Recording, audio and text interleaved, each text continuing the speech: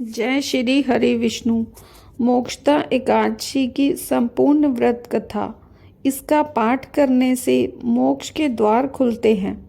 मोक्षदा एकादशी के दिन भगवान विष्णु की विधिवत पूजा करने के साथ इस व्रत कथा का पाठ जरूर करना चाहिए। इससे मोक्ष की प्राप्ति होती है।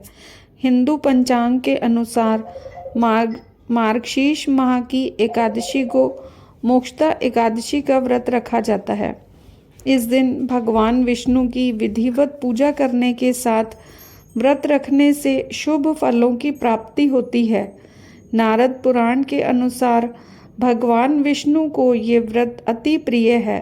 इस दिन भगवान विष्णु की विधिवत पूजा करने के साथ व्रत रखने से मोक्ष की प्राप्ति होती है। इसके साथ ही व्यक्ति को सभी तरह के पापों से मुक्ति मिलती है। इस दिन पूजा करने के साथ व्रत कथा का पाठ जरूर करना चाहिए। तो आइए जानते हैं मोक्षदा एकादशी की व्रत कथा। कथा को पूरा सुने और कमेंट बॉक्स में जय श्री हरि विष्णु जरूर लिखें।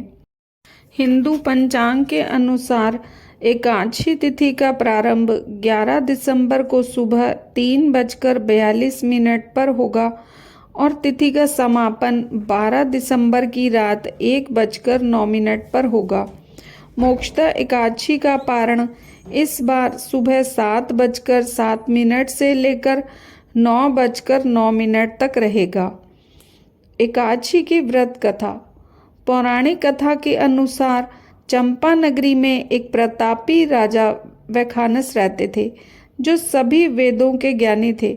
उनके प्रताप और अच्छे स्वभाव के कारण उनकी जनता हमेशा प्रसन्न रहती थी। एक दिन राजा ने सपने में देखा कि उनके पिता नरक में यातनाएं झेल रहे हैं। अपने इस सपने के बारे में उन्होंने अपनी पत्नी को बताया और कहा कि मैं यहाँ सुख से हूँ और मेरे पिता को इतना कष्ट है। इस पर राजा की पत्नी ने उन्हें आश्रम में जाने की सलाह दी।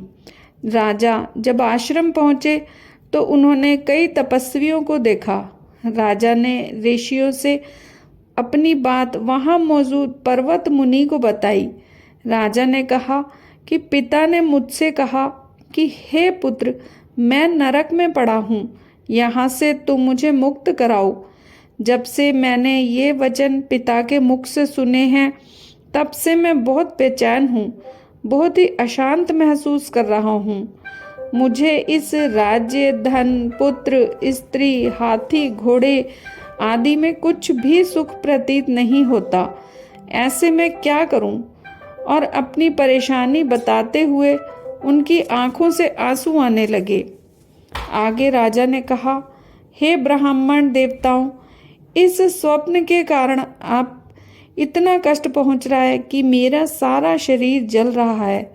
अब आप कृपा करके कोई तप, दान, व्रत आदि बताएं, जिससे मैं अपने पिता को नरक से मुक्त करा सकूं। उस पुत्र का जीवन व्यर्थ है जो अपने माता पिता का उद्धार न कर सके। एक उत्तम पुत्र जो अपने माता पिता तथा पूर्वजों का उद्धार करता है, वह 1000 मूर्ख पुत्रों से अच्छा है।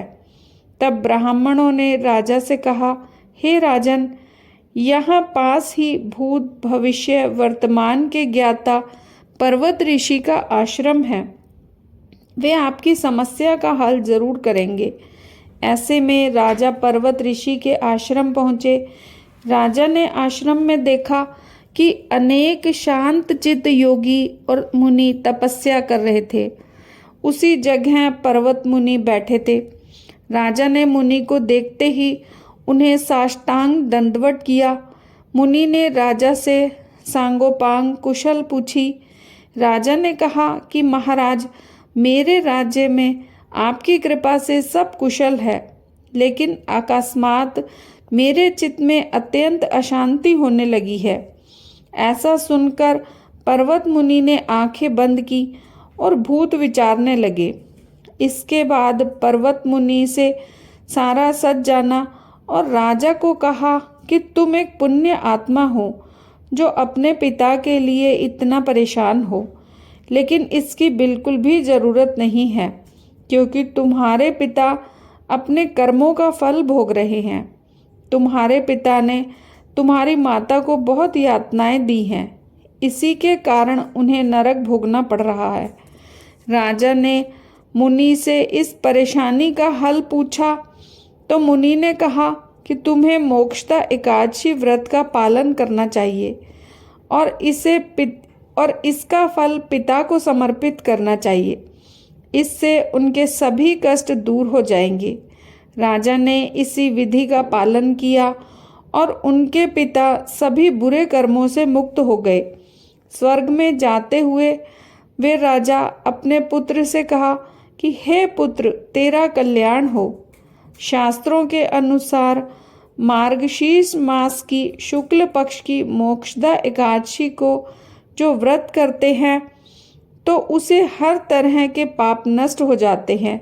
इसके साथ ही मोक्ष की प्राप्ति होती है। इस कथा को पढ़ने और सुनने से वाजपेयी यज्ञ का फल मिलता है। ये व्रत मोक्ष देने वाला तथा चिंतामणि के समान सब कामनाएं पूर्ण करने वाला है।